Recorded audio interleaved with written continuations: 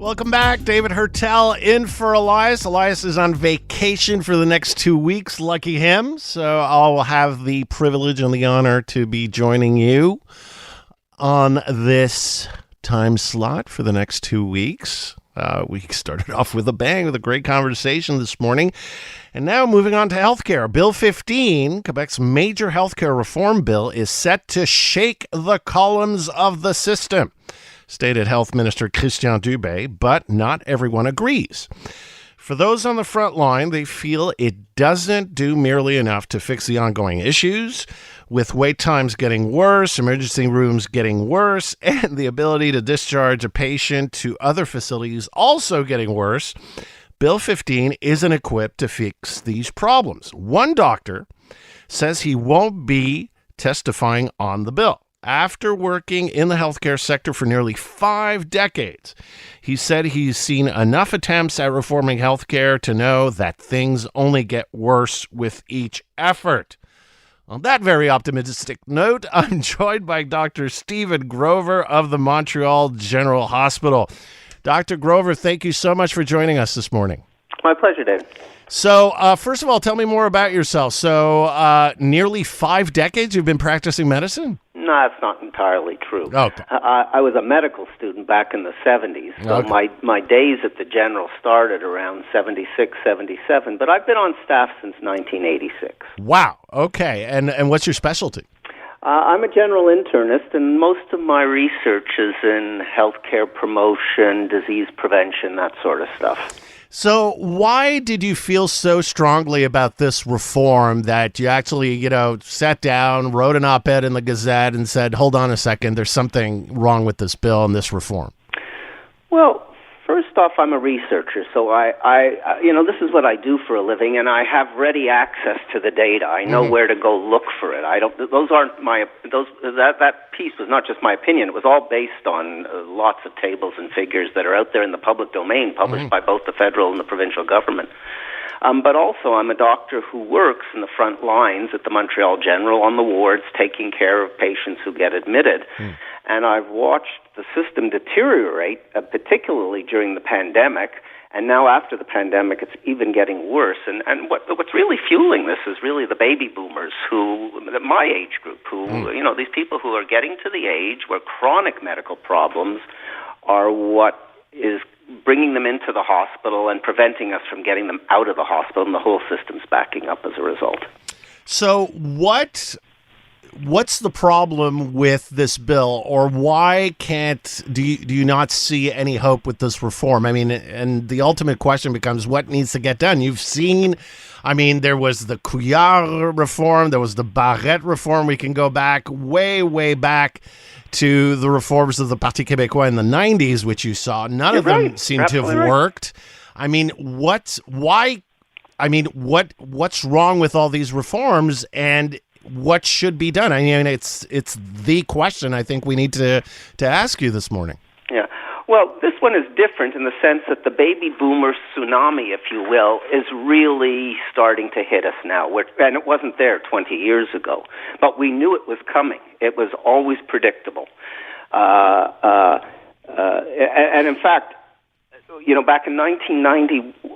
back in 2001, I wrote an editorial in the Gazette saying, decreasing the number of beds, that is what they were proposing to do with the MUHC medical center, is a mistake, because we're going to need more beds, not fewer beds. And that's exactly what's happening right now. So the bottom line is we've got all these people getting older, and the government is doing nothing to address this issue. The demand for healthcare services can only increase. We need more healthcare workers on the ground. We need more flexibility at the local level to react to the situation that's occurring.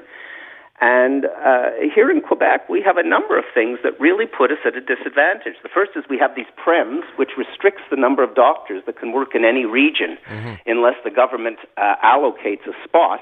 And that's unique to North America. There's no other jurisdiction that tells doctors where to work.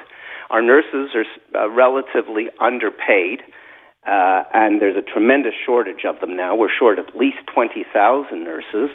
And last but not least, because of all of this, we don't have any Montreal has the lowest level of citizens who have access to a primary care physician, under 70%, and it's been that way for years now.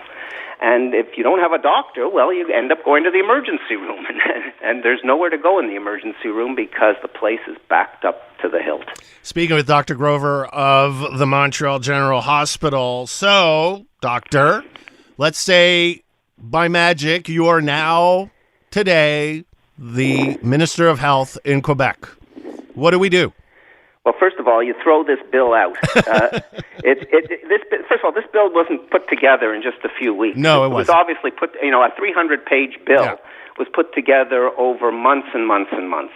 By people in a cubicle in Quebec City. Absolutely correct. So it doesn't pay any attention to what's happening here.